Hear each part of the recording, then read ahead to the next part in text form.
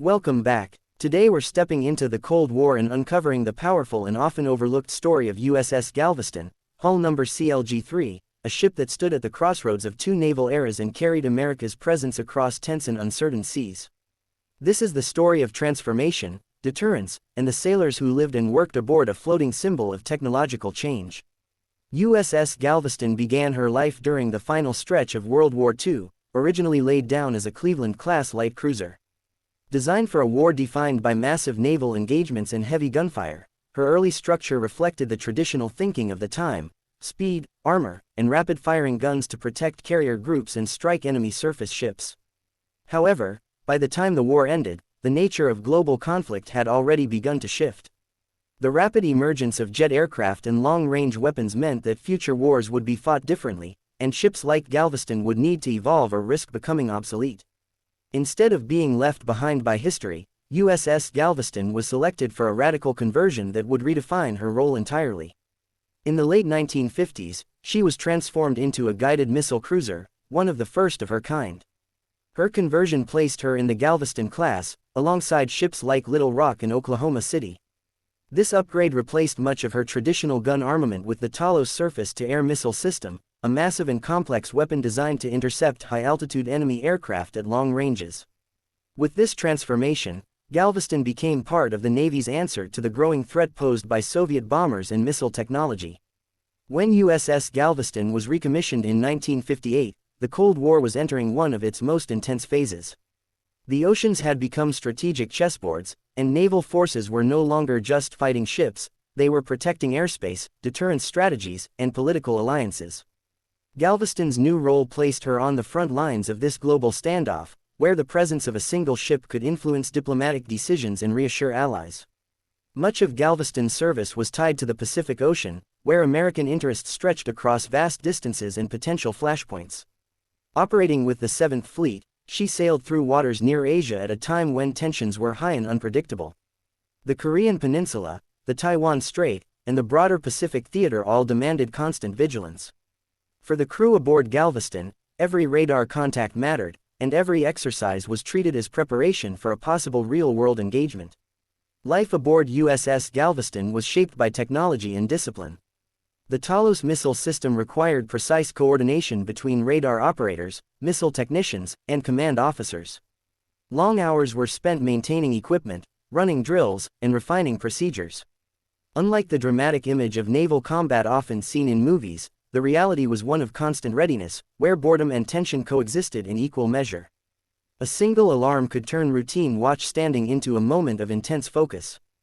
Galveston also played an important role as a symbol of American power and commitment. Port visits to allied nations were carefully planned events, combining diplomacy with military presence. When Galveston entered a foreign harbor, her sleek missile-armed silhouette sent a clear message: the United States was invested in regional security and prepared to defend its interests. These visits also gave sailors a brief chance to step ashore, experience different cultures, and reconnect with the world beyond the steel hull of their ship. Technologically, USS Galveston was both impressive and demanding. The Talos missile was large, powerful, and advanced for its time, but it also highlighted the limitations of early missile systems. The launcher occupied significant deck space, and the supporting electronics required constant care. As missile technology advanced rapidly during the 1960s, newer systems became smaller, more reliable, and more flexible. This rapid pace of innovation meant that ships like Galveston, though capable, were always at risk of being overtaken by newer designs. Despite these challenges, Galveston continued to serve faithfully throughout the 1960s. She participated in countless training exercises, fleet maneuvers, and readiness operations. While she did not engage in direct combat, her mission was no less critical. In the Cold War, preventing conflict was often more important than winning battles.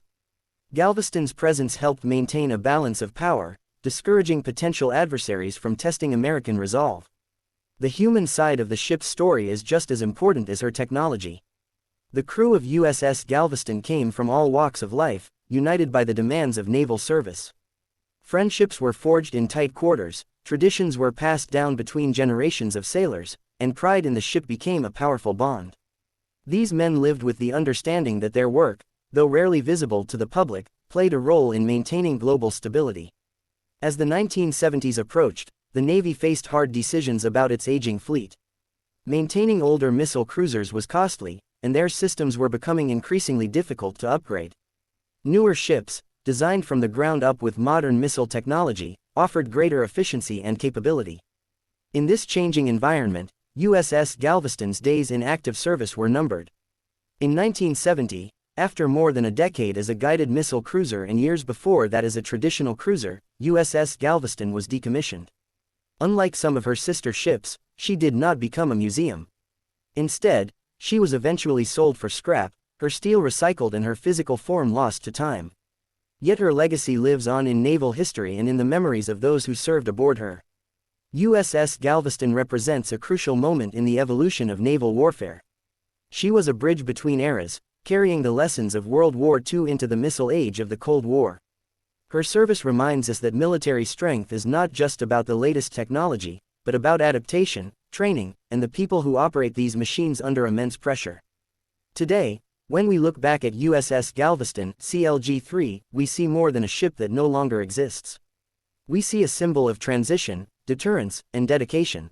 Her story is a reminder that during the Cold War, peace was often preserved not by battles fought, but by ships like Galveston standing watch, ready but restrained, in a world constantly on edge.